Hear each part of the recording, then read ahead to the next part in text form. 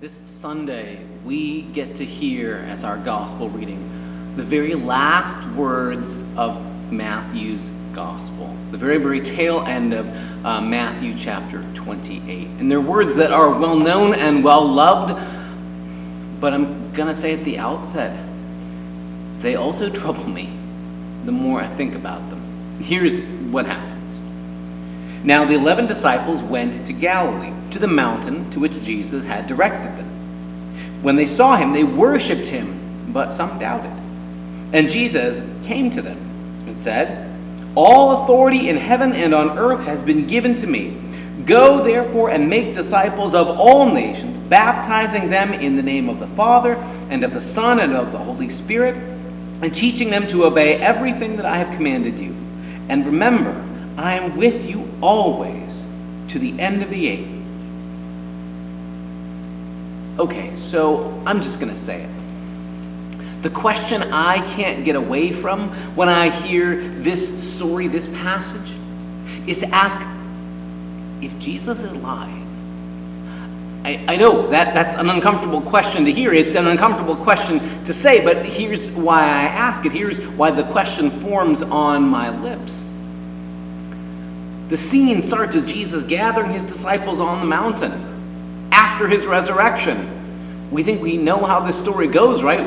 We heard a few Sundays ago the story of the ascension of Jesus. 40 days after the resurrection, Jesus is taken up into the heavens and goes away from the disciples. It feels like that's what this story is. Jesus is getting his disciples ready, and he's sending them out to all nations, right? This is what the story has been building toward, right? All throughout the ministry of Jesus, he's gone basically around to his own group, his own nationality, his own religious tradition, his own people, right? The scattered sheep of the house of Israel, as Jesus says, people who practice and adhere to the faith of Judaism, the ancient ancestral story of Abraham and Sarah and Isaac and Jacob, of Moses and Miriam. And pretty much Jesus has stayed within that territory, and it's been sort of hinting, pushing. Every so often Jesus will sort of stick a toe over the line into Gentile territory, or help somebody who's across the boundary, a Roman centurion or a Samaritan. And it feels like Jesus is just sort of waiting that there's going to come a point when they're going to be set loose. And here it is. They're going to be set loose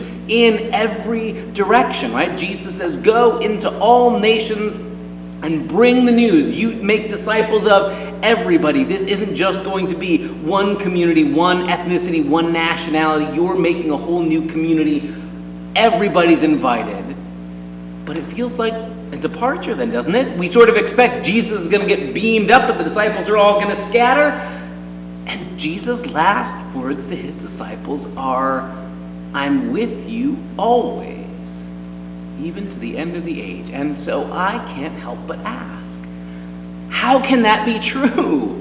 If Jesus is there with them on the mountain and they're all going to go in different directions, how can he be with them? If Jesus is going to ascend up to heaven, how can he be with them anymore?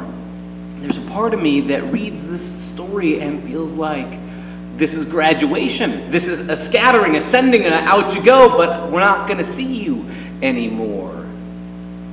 And the thing that gets me is that surely Matthew, the gospel writer, has heard the story about Jesus ascending to heaven, but he doesn't tell it to us. He ends the story right there. It's a strange way, you might say, to end the movie. Jesus has gone to the trouble of getting his disciples up on this mountain and says, "I'm sending you out," but fades to black with, "I'm with you always." We never see Jesus leave. We never see Jesus' disciples leave. And yet, here we are, scattered to the four corners of the earth, sent in all directions.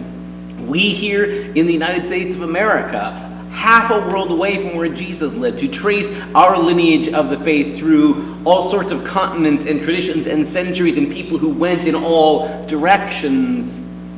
How can Jesus mean it when he says, "I'll be with you always"? I want to suggest that the meaningful answer, there is a real answer to that question, and it hangs on the other thing we observe and remember this coming Sunday. The Sunday after Pentecost Sunday is remembered in the church year as a day to focus on the idea of the Holy Trinity.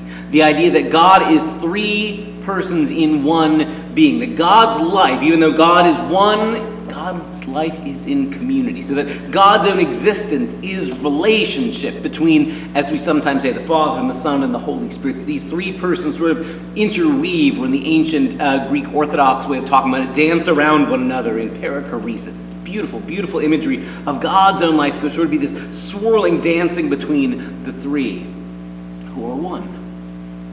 And this turns out, I think, to be the hitch. This is what makes it possible for Jesus to be telling the truth. When he says to his disciples, I will be with you always, even though they're all about to scatter from that mountain. And we all who know the story know Jesus is going to ascend into heaven.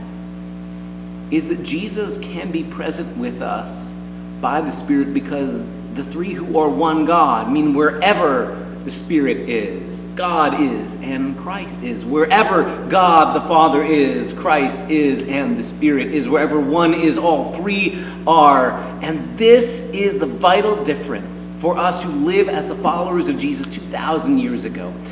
Sometimes we like to imagine, boy, it would have been great if we would have lived in Bible times, if we would have gotten to know Jesus, walked beside him. He would have answered all our questions for us. No conundrums, no mysteries, no questions, because he would have been right there to give us all the answers and show us all the rules. But the thing about Jesus and his earthly life and ministry is Jesus could be one place at a time, right? In fact, there are stories where part of the tension is Jesus is pulled in different directions. Who's going to help? This person needs him and this person needs him. Who's he going to go help? He can only be in one place at one time. But now by the Spirit, we can be in touch with the same real living Jesus who is no less than God among us, God with us, as Matthew has said from the beginning. Everywhere we go, Jesus can be present with us. Jesus can mean it when he says, I'm with you always to the end of the age, because we are sent out with the very presence of Jesus through the Spirit. So that where I am and where you are and where followers of Jesus half a world away are people who speak different languages, have different customs, different skin colors, different cultural backgrounds, different traditions, all of us can hold on to that promise of Jesus, I am with you always, and know it's true. Jesus really means it. And he sends us out everywhere in all directions, knowing that there's nowhere we can be that he isn't already with us, among us, and leading us along the way. Jesus, it turns out, has been telling the truth all along. We didn't understand, maybe. We didn't have the categories. How could Jesus be with us if he's going up, ascending to heaven and leaving us to fend for ourselves? How can he be with all of us if we're all scattered out to the nations? Because by the Spirit, Jesus can be present and in touch with us everywhere we go, so that there is nowhere that we are alone.